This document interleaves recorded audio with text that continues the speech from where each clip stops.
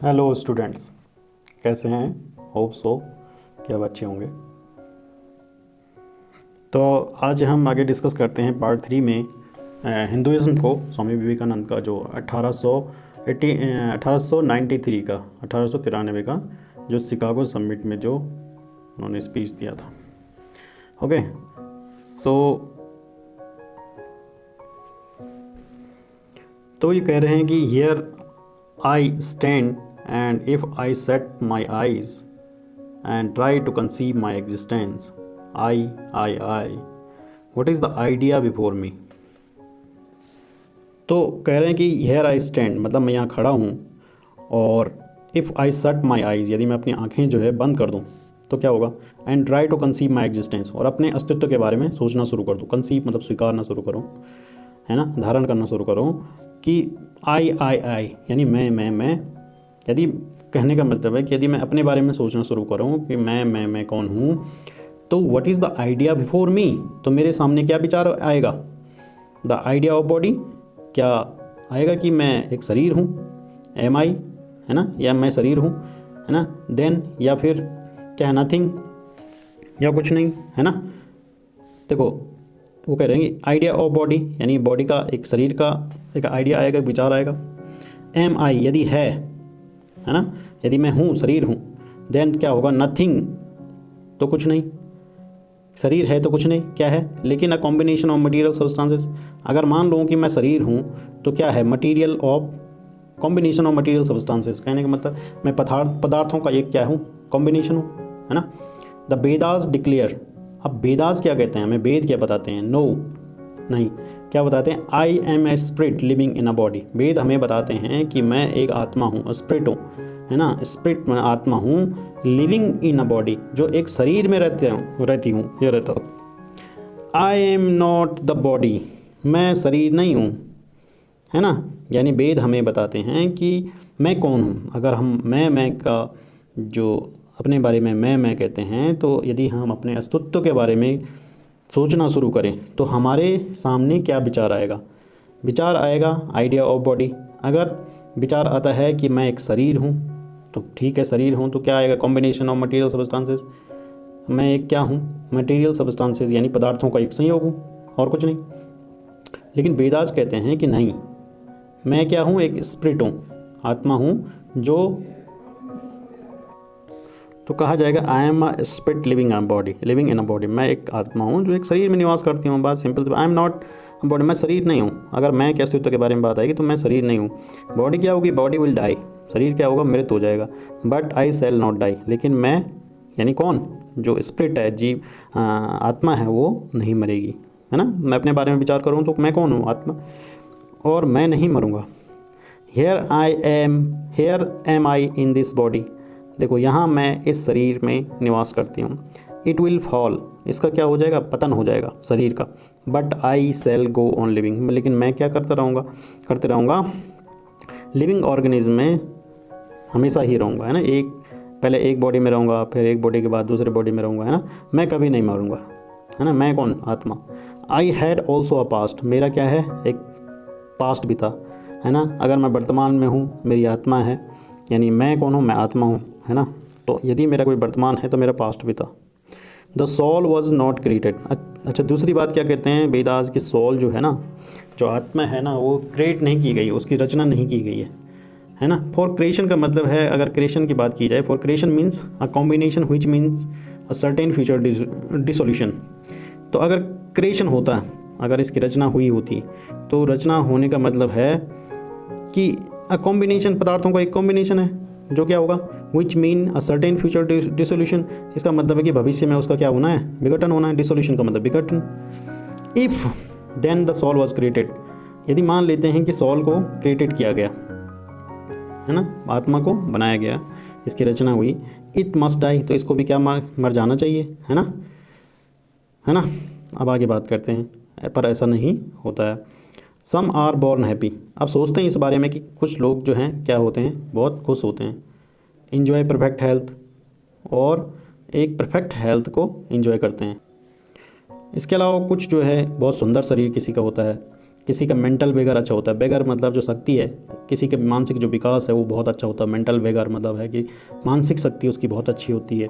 And all want supplied, मतलब wants का मतलब कमी, तो जो भी किसी की जो कमी है वो सप्लाइड होती है, मतलब सप्लाइड मतलब उसकी पूर्ति होती है हर एक व्यक्ति के पास, मान लेते है ना, मानते हैं। मतलब स्वामी विवेकानंद कह रहे हैं कि देखो कुछ लोग क्या होते हैं जीवन में खुश पैदा होते हैं, उनका अच्छा हेल्थ होती है, अच्छा शरीर होता है, अच्छा मानसिक स्वास्थ्य होता है, और जो कुछ उनके पास कमी है उनको उनकी फुल फील मतलब वो जो है हमेशा उनकी पूर्ति होती रहती है, उनके पास किसी चीज़ की कमी नहीं रहती। लेकिन अदर्स कुछ और हैं जो माइजरेबल, बॉर्न माइजरेबल का मतलब है, जो माइजर का मतलब कंजूस होता है, लेकिन कंजूस का मतलब यहाँ पे क्या है, कुछ लोग कष्ट में जन्म लेते हैं ना। सम आर विदाउट हैंड्स, आप देख लीजिए कि कुछ लोग जो हैं क्या होते हैं, बिना हाथ के होते हैं, कुछ पाँव बिना पाँव के होते हैं। अदर अगेन आर इडियट, कुछ लोग मूर्ख पैदा होते हैं। और and only drag on wrist existence, only drag on a wrist existence. Wrist existence का मतलब है, रिस्ट का मतलब है जो मनहूस हैं, है ना, जो दुखी हैं, अति दुखी हैं। तो कुछ लोग जो हैं अपनी ज़िंदगी को क्या कर रहे हैं, ड्रैग कर रहे हैं, खींच रहे हैं दुखी में, है ना। कुछ ऐसे भी हैं। तो वाई, क्यों? If they are all created, यदि मान लेते हैं कि वो सब जो हैं उनकी सबकी रचना हुई है, why does a just and merciful God create one happy and another unhappy. तो क्यों उस जस्ट मतलब उसका न्याय, और मर्सीफुल मतलब दयालु, जो गॉड है यानी जो न्याय और दयालुता का प्रतीक जो भगवान है, उसने क्यों एक व्यक्ति को जो है दुखी बनाया और दूसरे को बहुत ज़्यादा सुखी बनाया, क्यों? Why is he so partial, इतना जो है पार्शियल, यानी भगवान जो है इतना पक्षपात क्यों करता है भाई? Nor would it mend matters in the least to hold that those who are miserable in this life will be happy in future one. तो आगे कह रहे हैं नोर वुड इट मेंट, कहने का मतलब है नोर वुड इट मेंट का मतलब कि इस बात से इसकी व्याख्या नहीं की जा सकती, उन मेंट मैटर्स, है ना, इस बात से इस बात की व्याख्या नहीं की जा सकती। In the past, in the least, कम से कम, कि those who are miserable in this life will be happy in future one. कहने का मतलब अब ये नहीं कहा जा सकता कि भाई ये जो सारी बातें हो रही कि एक दुखी है एक बहुत ज़्यादा सुखी है, तो अब ये तर्क नहीं दिया जा सकता कि कुछ लोग जो इस जीवन में क्या हैं बहुत कष्टकारी हैं, भविष्य में वो जो हैं क्या होंगे, खुश होंगे, है ना। Why should a man B miserable even here in the rain of just and merciful God. भाई एक व्यक्ति को क्यों होना चाहिए क्या कष्टकार, एक व्यक्ति को कष्टमय जीवन में, यानी ये देखो even here in the range of just and merciful God, मतलब रेन का मतलब है सत्ता, है ना, और रेन का मतलब क्या है, सत्ता।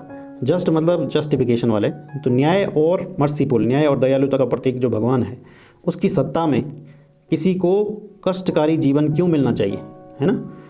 इन द सेकेंड प्लेस, अगर हम दूसरी बात करें, दूसरी बात ये कि the idea of creator God does not explain the anomaly, है ना। अब देखो दूसरी बात ये है कि जो भगवान है ना, वो क्या नहीं कर सकते। एनोमैली का मतलब है कि वो डिस्क्रिप्सेंसीज का मतलब है, एनोमैली का मतलब है कि वो ऐसे न्याय ऐसे विसंगत नहीं हो सकते। और यहाँ क्या बताया जाता है, simply express the cruel fiat of all powerful beings. यहाँ पर जो है simply express the cruel fiat of all power beings, यानी जो भी शक्तिमान है पुरुष है, बीइंग मतलब जो जीवित व्यक्ति है, उनके प्रति एक क्या है, भगवान का एक ही पक्ष यहाँ पर प्रतीत होता है। कौन सा? जो क्रूल फिएट है, यानी क्रूल मतलब जो निर्दयी पक्ष है, वही यहाँ पर शो होता है। तो अब आगे कह रहे हैं कि there must have been causes. अब वो कह रहे हैं कि ऐसा नहीं है, there must have been causes, कुछ ना कुछ कारण होने चाहिए। देन बिफोर हिज बर्थ, मतलब किसी के जन्म लेने से पूर्व, to make a man miserable और happy and those who are his past action. कहने का मतलब है कि किसी के जन्म लेने से पहले उसको या तो कष्टकारी जीवन मिलना या सुखी जीवन मिलना, ये सब बात डिपेंड करती है हिज पास्ट एक्शन, मतलब उसके पुराने जो कर्म किए हुए हैं, है ना, पुराने जन्म के जो कर्म किए, पिछले जन्म के जो कर्म किए, उस आधार पर उसे मिलता है। आगे है are not all the tendencies of mind and body accounted for inherited aptitude. अब क्या कह रहे हैं स्वामी विवेकानंद कि क्या सभी जो प्रवृत्तियां हैं, टेंडेंसीज हैं, और किसकी, माइंड की और बॉडी की, यानी मन की और शरीर की जो प्रवृत्तियाँ हैं, क्या वो जिम्मेदार हैं? क्या उनकी क्या की जा सकती है, व्याख्या की जा सकती है by inherited aptitude. Inherited aptitude का मतलब है कि जो उत्तराधिकार से मिला हुआ आपको कुछ जो एप्टीट्यूड है ना, क्या उससे सारी टेंडेंसीज़ का क्या की जा सकती है, एक्सप्लेनेशन दी जा सकती है। मान लेते हैं here are two parallel lines of existence, मान लेते हैं दो पैरेलल लाइंस हैं, है ना, दो क्या हैं, पैरेलल लाइंस हैं एग्जिस्ट अस्तित्व की। एक है माइंड, दूसरा है मैटर, यानी एक है मन, दूसरा है पदार्थ। यदि पदार्थ if matter and its transformation answer for all that we have, there is no necessity for supposing the existence of soul.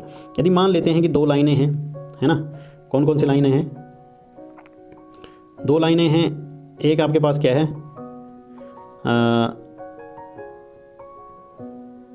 ये दो लाइनें हैं, एक है आपके पास क्या, एक है, तो एक लाइन आपके पास है मैटर माइंड और दूसरी है मैटर। तो यदि अब आगे कह रहे हैं कि if matter and its transformation answer for all that we have, जो कुछ भी हमारे पास है, यदि वो सब का जो आंसर है, सब का जो उत्तर है, यदि इन सब बातों से मिल जाता है, किस बातों से, मैटर से मिल जाता है। मैटर क्या है, पदार्थ, है ना।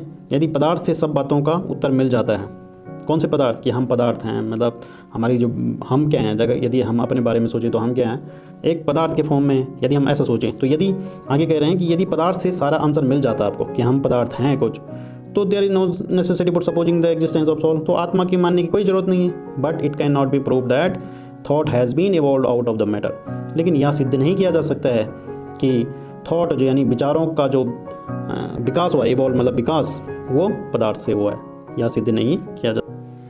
अब कह रहे हैं कि if a philosophical monism is inevitable, spiritual monism is certainly logical, no less desirable than materialistic monism, but neither of these is necessary here. अब आगे क्या कह रहे हैं कि if philosophical monism, philosophical monism का मतलब एक मोनिज्म मतलब एक वाद, कौन सा वाद, एक ही विचार कोई। तो यदि कोई दर्शन ऐसा कहता है, यदि कोई फिलॉसफी ऐसी कहती है, एक कोई फिलॉसफी कि यही सत्य है, कुछ किसी सत्य के बारे में यदि यह स्वीकारती है, तो यही क्या, इनविटेबल का मतलब है यही अनिवार्य रूप से अपरिहार्य रूप से यही सत्य है, तो स्पिरिचुअल मोनिज्म भी कहीं ज़्यादा तर्क संगत है।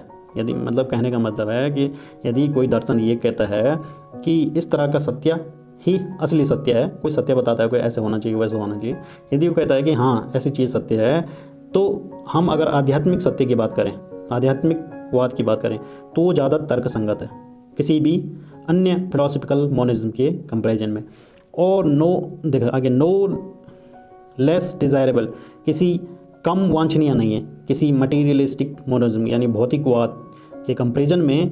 जो आध्यात्मिकवाद है वो कम वांछनीय नहीं है, मतलब कम वांछनीय नहीं है, मतलब ज़्यादा क्या है, स्पिरिचुअल मोनिज्म की ज़्यादा लॉजिकल है ना। But neither of these is necessary here, मतलब और आगे कह रहे हैं कि इन सब की यहाँ पर हालांकि आवश्यकता नहीं है बोलने की।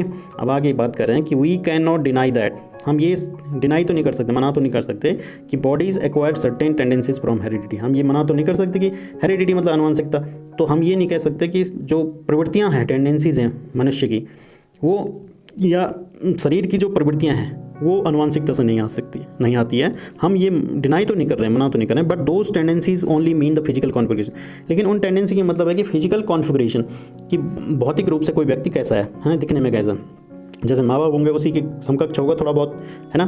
Through which a peculiar mind, जिसका मतलब है कि which a peculiar mind can alone act in a peculiar way, इसका मतलब ये भी है कि उस टेंडेंसीज जो हैं आपके पास हेरिडिटी से आती है, उसके हिसाब से एक पेकुलर माइंड जो एक खास तरह का माइंड जो है एक खास तरह से काम करता है ना। लेकिन there are other tendencies peculiar to the soul, लेकिन कुछ और प्रवृत्तियाँ भी है जो आत्मा से संबंधित है, caused by its past action, जो कहाँ से आती है, पूर्व जन्म से आती है। And a soul with certain tendency would by the laws of affinity take birth in a body which is fittest instrument for display of that tendency and a soul, देखो एक आत्मा जो निश्चित प्रकार की प्रवृत्तियाँ होती है, जिस आत्मा की would by the laws of affinity, वो करेगी, कहाँ करेगी, would करेगी, क्या करेगी, laws of affinity मतलब अनंत के नियम के अनुसार, जो laws है affinity का, उसी के अनुसार वो आत्मा कहाँ जन्म लेती है, वो लेती है किसी ऐसी शरीर में जहाँ पर जो उसके लिए फिट होता है, फिट इंस्ट्रूमेंट होता है डिस्प्ले दैट टेंडेंसी। कहने का मतलब एक ख़ास तरह की प्रवृत्तियाँ वाला इंसान या शरीर जो है ख़ास तरह की प्रवृत्तियों वाला जो आपके पास आत्मा है वो ख़ास तरह के शरीर में जन्म लेती है, आती है ना, जो उसके लिए सूटेबल हो, जैसे उसके पूर्व जन्म के क्या हैं, कर्म हैं। This is in accord with science. भाई ये साइंस के अनुसार ही है ना। क्या है वो, science wants to explain everything by habit. Science क्या करना चाहती है, एवरीथिंग एक्सप्लेन करना चाहती है, कि आदतों से एक्सप्लेन करना चाहती है। साइंस प्रत्येक चीज़ को आदतों से व्याख्या करनी चाहती है। और हैबिट कहाँ से आती है, आदत कहाँ से आती है, गॉड थ्रू द रेपिटेशन। आदत आती है पुनरावृत्ति से, यानी रेपिटेशन से आती है। यानी कोई भी आदत तब आदत के फॉर्म में बन जाती है जब उसकी बारंबारता होती है, रेपिटेशन होती है। So repetition are necessary to explain the natural habit of new born soul. तो इसी तरह अगर हम न्यू बॉर्न सोल की बात करें, नई आत्मा की बात करें, तो उसके लिए रेपिटेशन यानी पुनरावृत्ति की एक क्या है, व्याख्या की जा सकती है उसकी, है ना। पुनरावृत्ति का मतलब जैसे कि उसके बार बार उसने कर्म किए होंगे, वही पुनरावृत्ति है। और क्या है, since they were not obtained in this present life. हालांकि वो सारी प्राप्त नहीं होती है कहाँ, इस जन्म में। वो सारी जो रेपिटेशन है, जो पुनरावृत्ति उसने की है, वो इसी जन्म की नहीं हो सकती। They must have come down from past lives. वो सारी कहाँ से आए होंगे, पूर्व जन्म से आए होंगे। देयर इज़ अनदर सजेशन, एक अन्य सुझाव है ना। Taking all these granted. देखो मान लेते हैं कि सारे ये क्या हैं, ये सब बातें जो अभी तक हमने बताई, ये सारी मान लीजिए हैं ये स्वयं सिद्ध होती है, यानी ग्रांटेड है ये। तो नाउ अब क्या है, is it that I do not remember anything of my past life. अब देखो मान लेते हैं कि ये कह रहे हैं देयर इज़ अनदर सजेशन, एक और सुझाव है मेरा। मान लो कि taking all these for granted, हम इन सबको एक बार क्या मान ले, ग्रांटेड मान ले कि भाई साहब ऐसा होता ही होता है। कैसा कि एक आत्मा जो है एक आत्मा जो है एक शरीर में आती है जो उसके लिए सूटेबल होता है, फिर वो अगले शरीर में जाती है जो उसके लिए सूटेबल होता है। आत्मा कभी नहीं मरती है, पहले जन्म में मैं ये था, दूसरे जन्म में मैं ये था, है ना, पहले जन्म उससे पहले मैं ये था। तो ये सब मान लेते हैं हम कि ये ग्रांटेड है, बिल्कुल सत्य है। तो भाई साहब ये कह रहे हैं कि I do not remember anything of my past life. तो ऐसा क्यों होता है कि मुझे पूर्व जन्म का कुछ याद ही नहीं रहता। तो this can be easily explain. वो कह रहे हैं कि ये आसानी से एक्सप्लेन किया जा सकता है। आई एम नाउ स्पीकिंग इंग्लिश। अब वो जहाँ पर स्पीच दे रहे तो इंग्लिश में दे रहे थे, तो वो कह रहे हैं कि I am now speaking English, मैं अभी इंग्लिश बोल रहा हूँ। It is not my mother tongue, ये मेरी मातृभाषा तो नहीं है। In fact no words of my mother tongue are now present in my consciousness, है ना। तो वो कह रहे हैं इनफैक्ट वास्तव में देखिए कि मेरे मदर टंग मातृभाषा का एक भी शब्द प्रेजेंट नहीं है इन माई कॉन्शियसनेस, मेरी चेतना में। कॉन्शियसनेस क्या है, चेतना। चेतना किसे बोलते हैं, जहाँ से हम किसी चीज़ को महसूस करते हैं, सुनते हैं, है ना। वो चेतना है दिमाग की वो हिस्सा, है ना, जहाँ पर हम क्या करते हैं, सुनते हैं, महसूस करते हैं चीज़ों को और सोचते हैं, है ना। अब क्या है, वो कह रहे हैं कि एक भी वर्ड्स, नो वर्ड्स मेरी मातृभाषा के मेरे दिमाग में नहीं है, मेरी चेतना में नहीं है। But let me try to bring them up. अब मान लीजिए कि मैं उनको, रुकिए और मैं उनको, आप मुझे कहिए कि let me try to bring them up. अब मैं उन्हें अब ऊपर लाने का अगर प्रयास करूँगा, है ना, प्रयास करता हूँ यदि मैं, तो दे रस इन, वे सब उभर कर ऊपर आ जाएंगे। इन मतलब ऊपर आ जाएंगे, रस का मतलब भीड़ है ना, तो सारी भीड़ से क्या आ जाएंगे, वो विचार ऊपर आ जाएंगे। दैट शोज दैट, अब ये प्रदर्शित करता है कि consciousness is only the surface of mental ocean. देखो कॉन्शियसनेस यानी चेतना, जहाँ से हम सोचते हैं समझते हैं, वो चेतना है, कॉन्शियसनेस है, वो एक हिस्सा है भाई, सरफेस है, ऊपरी परत है वो किसकी, जो हमारा मेंटल ओशन है। मेंटल मतलब दिमाग का जो समुद्र है, उसका जो चेतना है वो केवल एक परत मात्र है और कुछ नहीं। इससे भी नीचे दिमाग के अंदर बहुत बड़ा सागर है जहाँ बहुत सारी सूचनाएं हैं। और आगे कह रहे हैं and with in its depth, और इसकी गहराई में, जो कौन सी गहराई, जो दिमाग की गहराई है ना, दिमाग का जो सागर है, उसमें अगर हम जाएंगे ना, तो within its depth are stored up all experience, यहाँ पर सारे अनुभव स्टोर हैं। ट्राई एंड स्ट्रगल, अब वो कह रहे हैं कि प्रयास करो, संघर्ष करो, दे वुड कम अप, वो सारे ऊपर आ जाएंगे, वो सारे, है ना। And you would be conscious even your past life, और आपको उस चीज़ की चेतना भी हो जाएगी जो आपने पूर्व जन्म में किए हैं या आप जो पूर्व जन्म में थे, है ना। तो अगला पार्ट हम पढ़ते हैं